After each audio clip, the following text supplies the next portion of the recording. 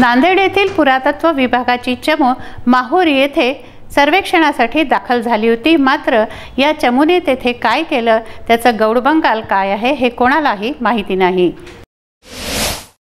नांदेड जिल्ह्यातल्या श्री क्षेत्र माहुरगड येथे श्री रेणुका देवी मंदिराचा कायापालट करण्याच्या उद्देशाने पुरातत्व विभागाच्या वतीने येथे कार्य प्रगतीपथावरती आहे। या अनुषंगाने पुरातत्व विभागाचे सहाय्यक संचालक नांदेड येथील अजित खंडारे तसेच वरिष्ठ अभियंता प्रकाश रोकडे, कनिष्ठ अभियंता बालाजी बनसोडे आणि वास्तुविशारद देशपांडे इत्यादी पुरातत्व विभागाच्या चमूने श्री क्षेत्र माहुरगड येथे रेणुका देवी मंदिराला भेट दिली। यामध्ये होत असलेल्या कार्याची पाहणी करण्यात आली। पुरातत्व विभागाच्या वतीने जे कार्य सुरू आहे त्या कार्याचा दर्जा निकृष्ट असल्याची बाब ही निदर्शनास आलेली आहे। मात्र पुरातत्व विभागाच्या वतीने सुरू असलेल्या या कामामध्ये नेमकी काय गोम आहे हे कुणालाही माहिती नाही। नांदेड व औरंगाबाद असे तीनही ठिकाणचे अधिकारी पाहणी करण्यासाठी येतच असतात। मात्र ज्यावेळी पत्रकारांनी पुरातत्व विभागाच्या अधिकाऱ्यांना या मंदिराच्या बाजूला केलेल्या खोदकामाची विचारणा केली असता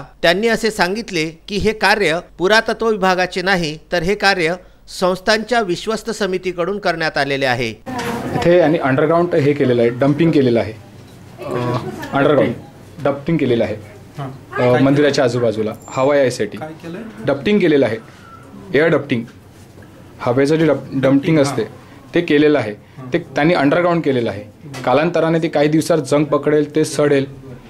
कुणी केलेलं आहे ते? संस्थांवाल्यांनी जे केलेलं आहे। याची तुम्हाला कल्पना नाही आहे। काही काम ते करतात, काही आम्ही करतो असं नाही। मला प्रश्न असा आहे माझा की त्यांनी जे डम्पिंग केलेलं आहे इथे ते अंडरग्राउंड केलेलं आहे 5 ते 6 फूट गड्डा खोदून। कालांतराने काही वर्षानंतर, काही दिवसानंतर ते जंग पकडेल, ते सडेल, तर त्याचे सडलेले जे तुकडे आहेत ते हवेच्या मार्फत जे भक्तगण गाभाऱ्यात येतात ते त्यांच्या अंगावर जाणार आणि मग पुन्हा काही घातक अपघाताची शक्यता वगैरे। याच्यामध्ये तुम्हाला काय दिसलं सर, असा म्हणजे प्रश्न आहे माझा। नाही, मी सांगितलं की तो आमचा भाग नाही, ते आम्ही केलेलं काम नाही। दुसऱ्या कोणी काम केलं असेल, समजा तुम्ही आता विचारलं की PWDने रस्ता बनवला त्याच्याबद्दल तुम्ही बोला, तर मी नाही बोलू शकत ना।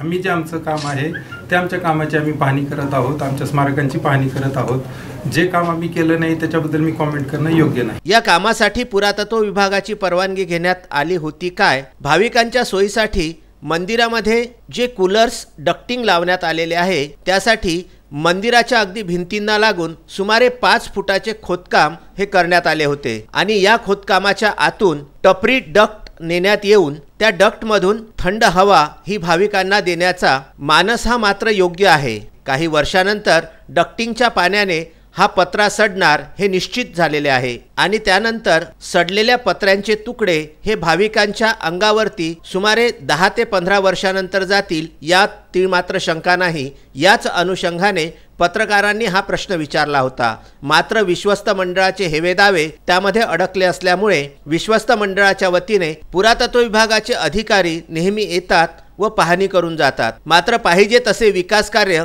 येथे झालेलेच नाही असे अनेकांचे मत आहे। माहुरगड येथून संजय घोगरे, राजू दराडे, कार्तिक बेहेरे, अनवर खिच्ची व विदर्भ न्यूजचे प्रबंध संपादक उमेश लोटे यांचा हा वृत्तांत।